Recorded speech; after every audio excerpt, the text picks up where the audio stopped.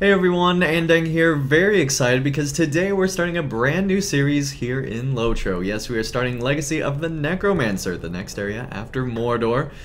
For those that don't know, it is based on the areas that are featured in The Hobbit, just at the time of the Lord of the Rings, so pretty cool. The Hobbit's probably one of my favorite books of all time, way above Lord of the Rings or anything like that, so can't wait to journey there to Erebor. And to help get us to the Lonely Mountain, I of course am wearing the map to the Lonely Mountain, which has the secret area marked on the map, along with of course Smaug, so very cool. And to get into the area inside the Lonely Mountain, we of course do have Thorin's key here to help us get inside.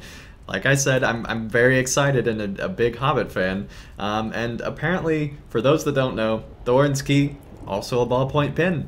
Fun facts that you learn by actually having cheap objects. So there you go. Let's go ahead and get this series started by talking to Mithrandir here in Mordor. A Mordor united against us does not lend itself to easy solutions.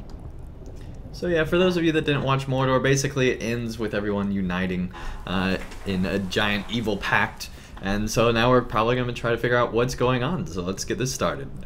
I have given the situation some thought, but a Mordor united against us does not lend itself to easy solutions. Before the meeting of the Masters, I feared the ascendancy of Dagobeth, the mouth of Sauron. Now he is dead, and there are others arrayed before us, wielders of powerful weapons, and forgers of unexpected alliances. Lyrith the Stained, Barangos the Horror, Agrukor of the Gerzil. These names are to be feared individually, but when they share our destruction as a common purpose, we must not fear them, we must fight them. Rather, let the Masters of Mordor fear us. Are we not united against them? Scouts of many lands and many backgrounds adventure even now in Gorgoroth, and they pursue knowledge that might bring about the undoing of these masters. Seek first Gwyndir of Gondor near the ruins of Dingarth in Dormarth, and then look for Harathalin west of Fator Gam in Argonath. On your way back to me, pass through Talathoru, and consult with Threkka of the Rohirrim. These three reports may help us to form an effective strategy, Andang. Alright, so we don't get to go to Erebor just yet. We have to go all over Mordor now to hopefully collect key people to help us against this new alliance that was formed in the evil dark shadows of Mordor. So let's go and talk to these three people. Alright, here is the Gondorian. Orcs and evil men have been stirred into sudden wakefulness. Andang, I did not expect to see you. Has this sudden movement of troops drawn your attention too? It has not. Then allow me to tell you what I have seen, and perhaps you will know what has caused it. Orcs and evil men have been stirred into sudden wakefulness by some directive that is unknown to me. Small groups of these foes have traveled across Adun and Dormarth since I came to this inhospitable place, but never in such numbers. I believe they received urgent orders from one of the leaders, and it has compelled them to depart the Doomfold with some haste. But I cannot say where they have gone, for I do not know. But this I do know. They go where they can do the most damage to Gondor or her allies. How can it be otherwise? Other scouts may know more. Go to them with speed to match that of our foes. So, he told us to go to other scouts, but we're not going to his scouts, we're going to the other person Gandalf told us to go to, so I don't know what's going on there, but apparently we're just gonna go and talk to other people in Mordor. I encountered something most peculiar, and want to hear your thoughts. I am pleased to see you, Andang, for I encountered something peculiar. I wanted to hear your thoughts. Not far from here, I tracked a company of Agrukor's orcs through the swamp, intending to surprise them at the right moment and make them corpses. Before such a moment presented itself, I was robbed of my prey. Another party fell upon the orcs and rended them all to pieces. The ambushers were Mervel and Andang. They swooped down from the height and left no orc alive. But I thought Agrukor and Lyrith were allies. Why are the minions slaying each other? Hothelin smiles grimly. I do not complain, but there is something strange in this. And if we learn what has them at odds, we might turn it to our advantage.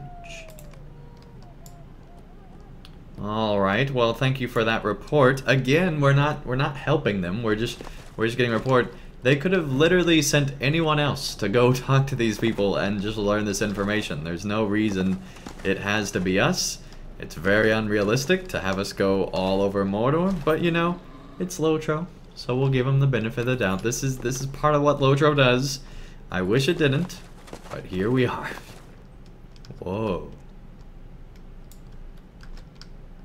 What's going on with this guy? Dang, let's talk. I am all right now. Do not trouble yourself. I engaged in battle with a party of orcs, but the fighting went against me, and I sustained this injury. I don't know what it is, it's just an injury. I thought my days were done, but the creatures did not stay to ensure it. Their leaders called them away before they made sure I would not recover.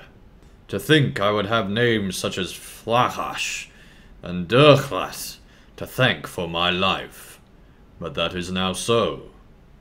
The orcs were looking for someone.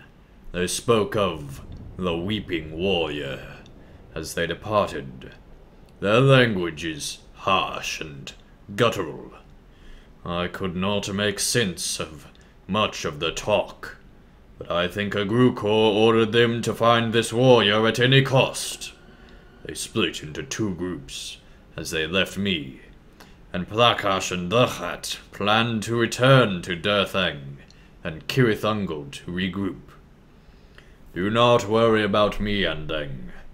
I am mostly recovered from my injury. I give thanks to no orc, but still I am grateful that Agrukor's minions feared his commands enough to leave me carelessly behind, still alive. And then he just breaks into song and starts dancing, still alive. Alright, let's go on. I'm sure his injury will be fine. And let's see, Mithrandir is next on the list, so let's go talk to Mithrandir. This is why I like you, my friend. Before it seemed the forces arranged against us had the upper hand. But now you return with information we can use to oppose our enemies. What has caused this rift between Agrukor and Lyrith? And for what fell purpose do Agrukor's orcs seek the Weeping Warrior? Yes, I know of the one called Karisgar, the Weeping Warrior. He is numbered among the Gerzil, and has crossed my path before, though not for many years.